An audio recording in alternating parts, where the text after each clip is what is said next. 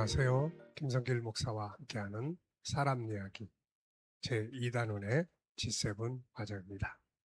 자, 이 시간은 특별편, 특별 프로그램 2-2회가 되겠습니다.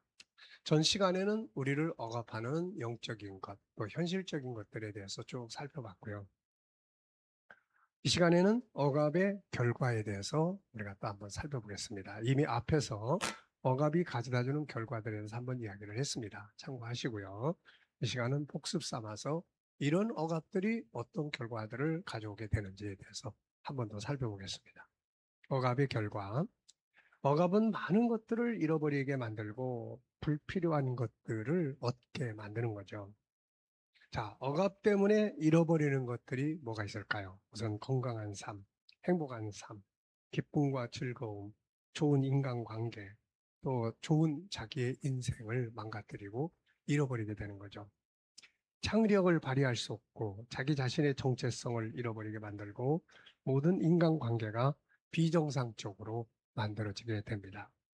때로는 억압으로 인한 마음의 아픔과 함께 육신의 질병을 가져오기도 하죠.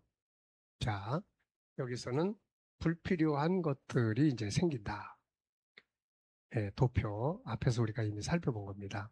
고통과 괴로움, 분노, 증오심, 좌절, 무기력, 후회, 우울증, 대인기피, 열등감, 정신질환, 또 불면증 및 육체적 질병, 그리고 자기 생명을 포기해버리는 이제 그런 것들, 그리고 불량화적으로 방탕하러 가거나 관계가 악화되거나 그래서 인생이 실패하게 되는 이런 문제들을 가져오게 돼요.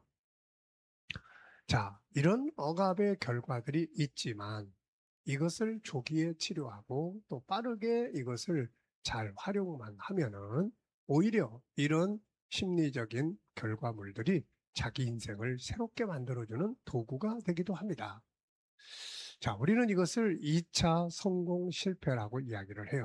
무슨 말이냐면은 처음에 문제는 어쩔 수 없이 뭐 다른 사람들 때문에 생기기도 하고 주변의 환경 때문에 생기기도 하고 뭐 심지어 IMF 같은 옛날의 그런 부분들은 나하고 상관도 없이 벌어지는 문제들이죠. 근데 이제 그 다음에 그것 때문에 내 사업이 무너지고 그것 때문에 망가지고 직장이 없어지고 막 이렇게 되지만 그럼 이제 그 다음에 그런 현장 앞에서 내가 어떤 선택을 할 거냐 하는 건 내가 해야 된다는 거죠. 내가 하는 거예요. 그 속에서 그냥 좌절하고 절망하고 그럴 거냐 아니면 뭔가 그 시대에 또 새로운 아이디어를 찾고 자기를 개발하고 그것을 수용해서 새로운 도전을 해볼 거냐 이 부분은 자신의 선택입니다. 그래서 우리가 1차 성공 실패는 다른 사람 때문에 올 수도 있지만 2차 성공 실패는 자기 자신의 선택에서 결정된다 이렇게 보는 거죠. 자, 우리가 대표적인 사건 하나가 요셉의 사건입니다. 1차 실패는 자기하고 상관없이 왔어요. 아버지의 편파적인 사랑. 그것 때문에 열받은 형제들이 요셉에 대해서 미워하고 어느 날 요셉을 그냥 애국으로 팔아버린 거죠. 이건 뭐 요셉 자신에 의해서 뭐 내가 애국으로 가겠다든지 뭐 이게 아니란 말이죠. 이게. 그래서 자기 형제들을 뭐 때문에 결국은 그렇게 된 건데 제 2차 그럼 애굽의 노예로 가서 어떻게 살 거냐는 거죠. 삶을 포기할 거냐 아니면 그 속에서 이걸 수용하고 하나님의 뜻을 찾고 새로운 인생을 만들어 볼 거냐 이 선택은 요셉 자신이 하는 거죠. 다행스럽게도 요셉은 제 2차에서 성공의 길을 선택을 한 겁니다.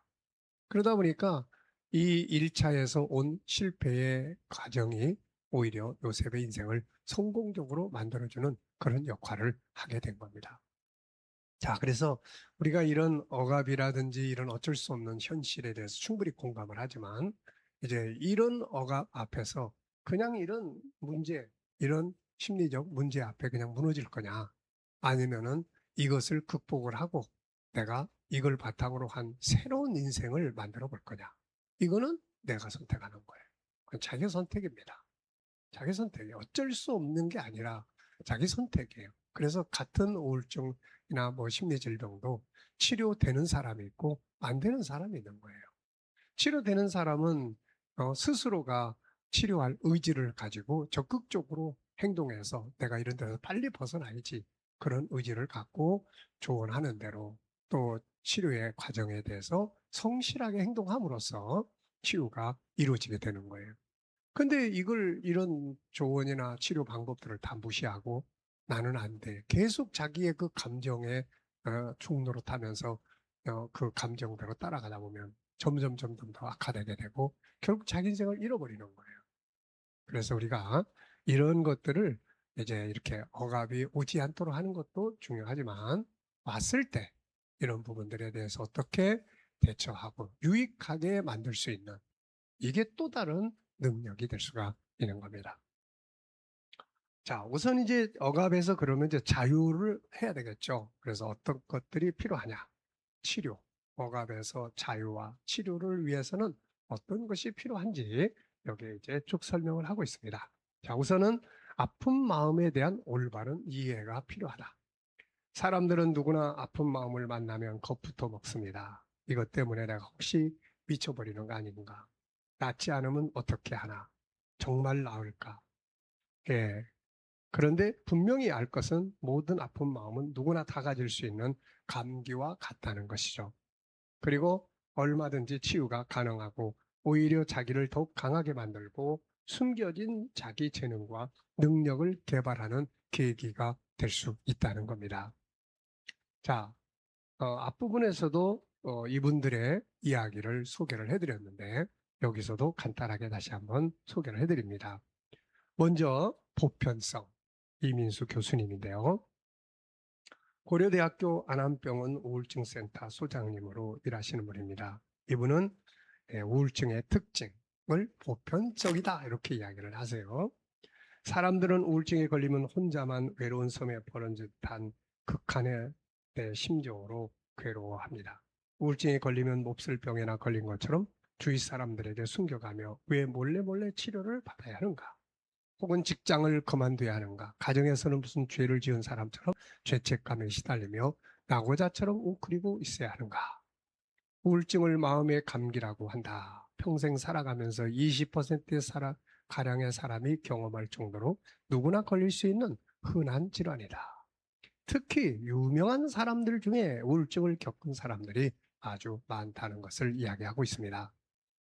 앤드류 솔로몬, 또 티 퍼고, 그리고 윌리엄 스타이럴, 그리고 마이키 위리스, 자, 에브라함 링컨, 그리고 또 영국의 정치적 지도자, 화가이며 조술가로 노벨 평화상을 받은 처칠, 네, 또 위대한 업적을 남긴 뉴턴, 존스 홉킨스 대학의 K 제미슨 교수는 20세기 위대한 예술가들의 병력을 보면 38%가 우울증의 흔적이 있다고 한다. 이렇게 이야기를 했습니다.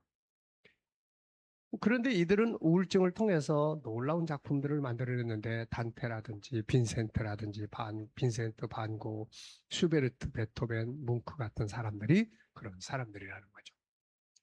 자, 이것을 이민수 교수님은 보편성 이렇게 이야기를 하세요. 두 번째는 치료성입니다. 우울증은 다행스럽게도 치료할 수 있는 질환이고 우울증뿐만 아니라 모든 아픈 마음은 다 치료될 수 있다 하는 겁니다. 우울증과 기타 아픈 마음은 반드시 치료되는 것임을 알고 자신감을 갖고 대처해야 합니다. 적절한 약물 치료, 심리 상담, 정신치료, 주위의 지지를 통해 충분히 극복을 할 수 있다는 것이죠. 자, 가족이 또 이런 부분에 대해서 좀 누가 아프면 가족들이 대처 방법에 대해서 이야기를 했는데요. 시간을 가지고 격려하며 도와주면 분명히 낫는 것임을 명심한다. 증상에 대해 비난하지 않는다. 환자의 어려움을 충분히 들어주고 이해하며 공감을 하되 섣부른 충고를 하지 않는다.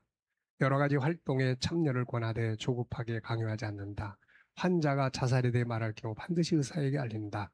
치료를 받도록 적극적으로 권유하고 약을 잘 먹도록 돕는다. 그러면서 이분은 우울증은 반드시 고칠 수 있는 마음의 감기와 같다. 이렇게 이야기를 하고 있습니다.